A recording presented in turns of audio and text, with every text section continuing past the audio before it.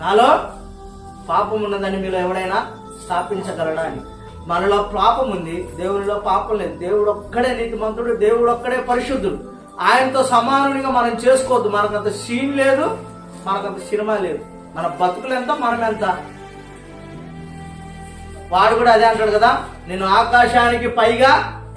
ఇవన్నీ ఎవరు లక్షణాలు చెప్తుంది. నేను ఏ పాపం చేయాలంటే నువ్వు దేవునికి పోటీ వేసుకుంటున్నావు. ఎగిరి తంతే దొరకను కూడా దొరక అడ్రస్. గుర్తుపెట్టుకోండి, ఇంకెప్పుడు అనొద్దు అందరిలో పాపం ఉంటుంది.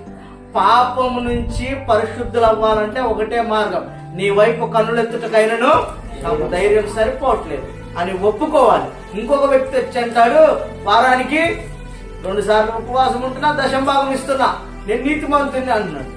వీడి ప్రార్థన వినలేదు, ఒప్పుకున్నోడి ప్రార్థన విన్నాడు. నేను పాపిని అన్నోడే పరిశుద్ధుడయ్యాడు, నేను పరిశుద్ధిని అన్నోడు కాస్త. అంటే పెద్ద విషయమే లేదు.